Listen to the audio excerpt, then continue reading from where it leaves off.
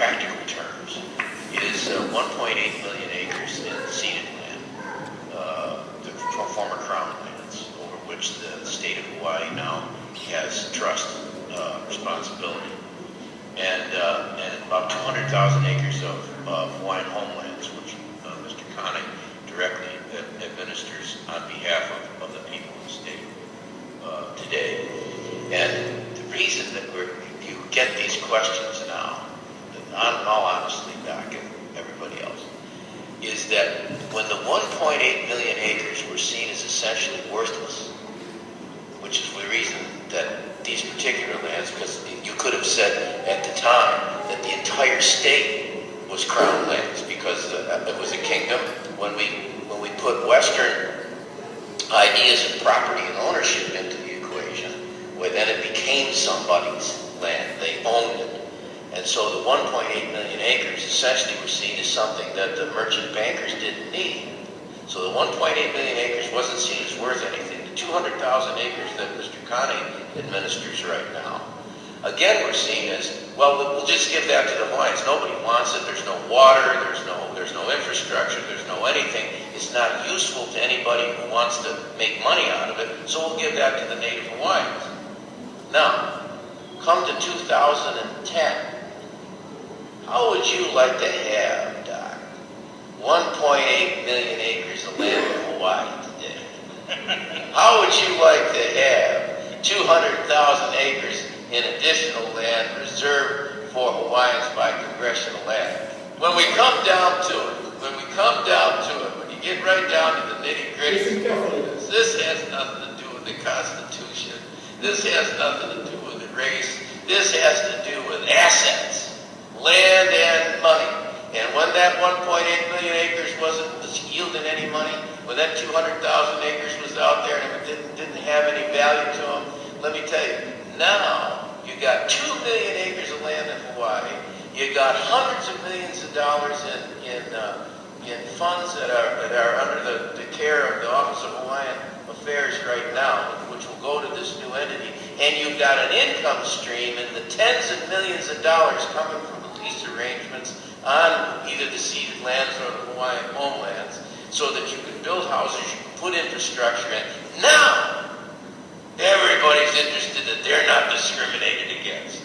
And what they mean is how can they get in on owning, controlling, maneuvering, and manipulating that 2 million acres of land, the hundreds of millions of dollars, and the tens of millions of dollars in income stream. I rest my case. Okay, so if you have any confusion on platforms, let me see how I get this big. Wait for me while I talk. Sorry. That is the setting. That is the context, what's going on. It's a land grab. The purpose of Kana'iolowalu, like past events, is the same question. It's the same question happened in 1897. It's the same scam that happened in 1898. It's the same scam in 1898. Sorry, in 1900. The same scam that went in 1959. It's the same scam.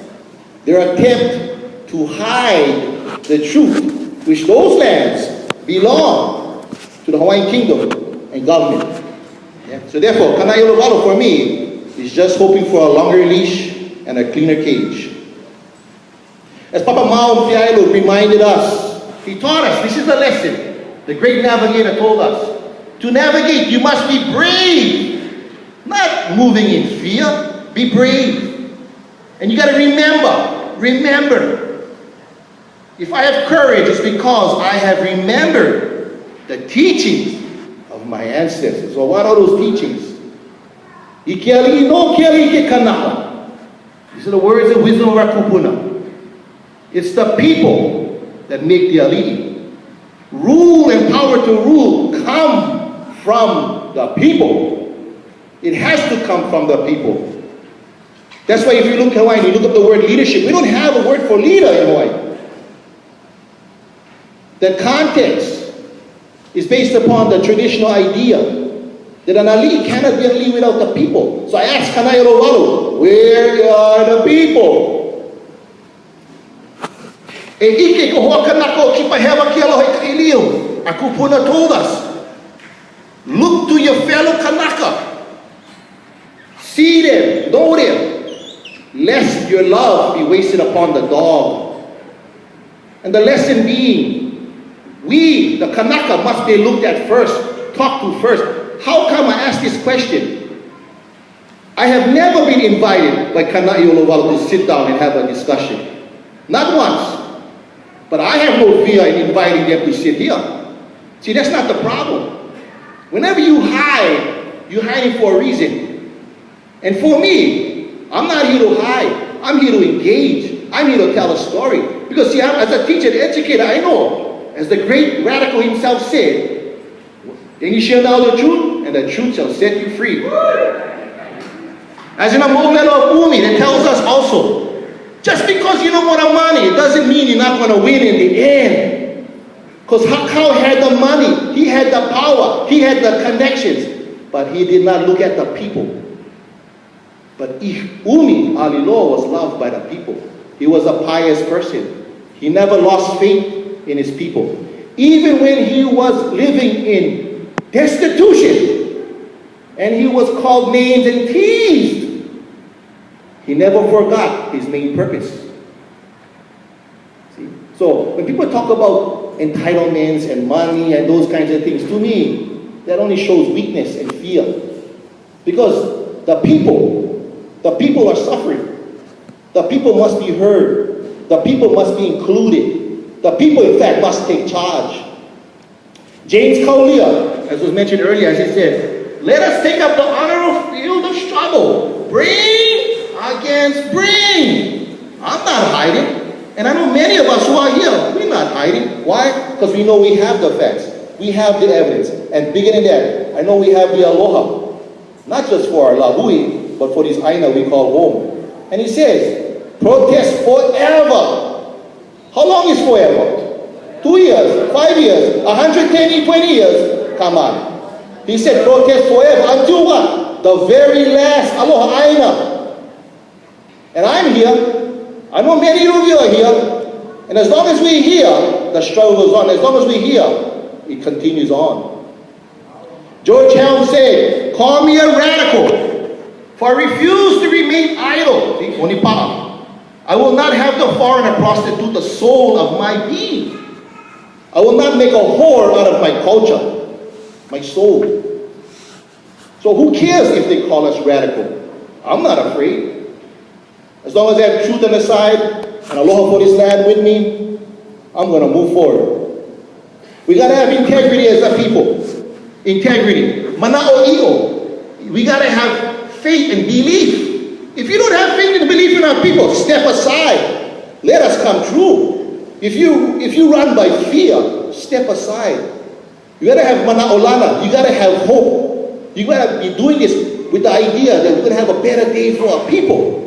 That we will return to this land as the land will return to us.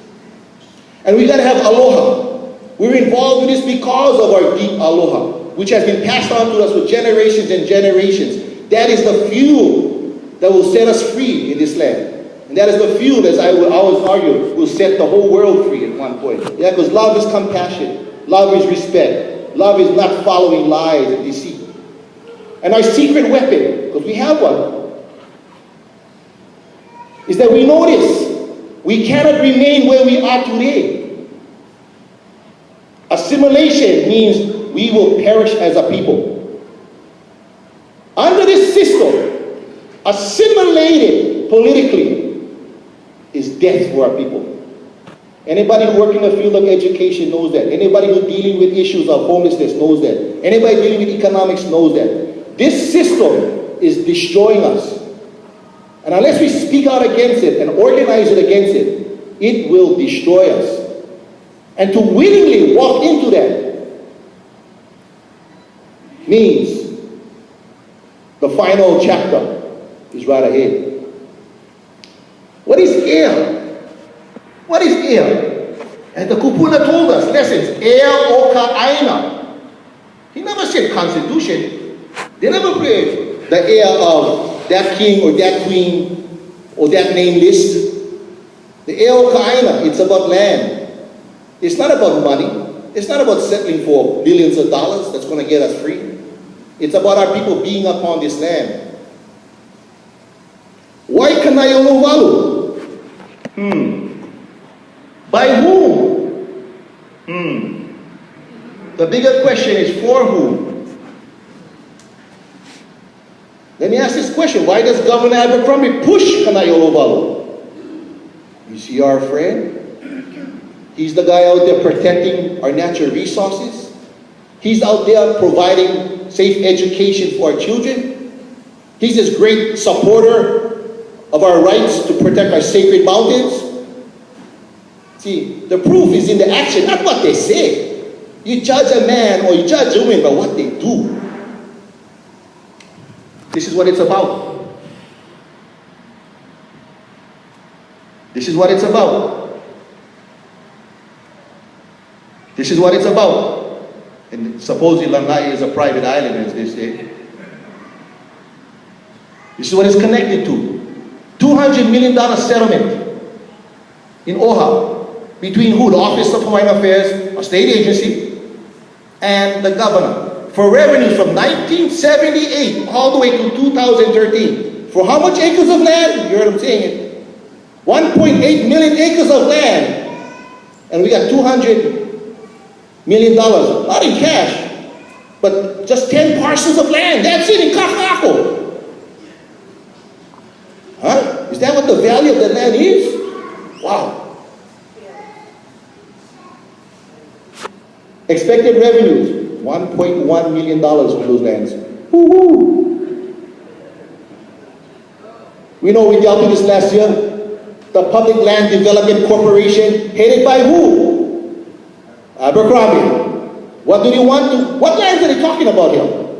The 1.8 million acres, to do what? To lease out and sell and pimp out to foreign national corporations to use our lands for what? For their benefit. And they do what? Throw us some few cents and, some silver coins to our people as if we should be happy for the scraps off the table.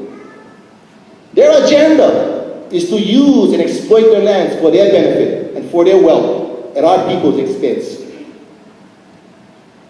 Let me ask the question, why should we unite with Abercrombie? What is the purpose of that? Are we that foolish to not see who or what he represents? I don't know, they said, what was it, 105,000 registered with Kana'i. I mean, I think they need to correct that statement. As far as I understand, there wasn't 105,000 that registered with Kana'iolowalu. We're going to get into that. Yeah. And I always tell my friends, you want to go join the T-shirt nation? Go ahead. If that's the strength of your people, to get people to sign the name, you got to give them a free T-shirt. What the heck does that say about your organization? It's embarrassing. Listen to the stories about the petitions. When you witness the play, you saw anybody talking about giving away free T-shirts to come and sign up. See, that's a real drive. That's when you know the people are behind you. That's where we got to head. We must head to the point where the consciousness of our people, so powerful, so unafraid, so deep in aloha, our commitment is to the betterment of our people. Not some slick campaign like giving away free T-shirts. In the words of Kaleikoa, "Aolea ekawi ka pulima, maluna o ka pepa o ka enemi." We're not going to fix our names to that pepper of the enemy. Ho'ohui aina ku ai heva. Kapona sivila o ke kanaka. Let me remind you, Kana'iolowalu did not come from our people. Kana'iolowalu was not empowered by our people. Kana'iolowalu was empowered by the state of Hawaii. Why would the state of Hawaii support a process to support the people who in direct challenging to the control of our lands? And I'll continue on in the next chapter. Thank you.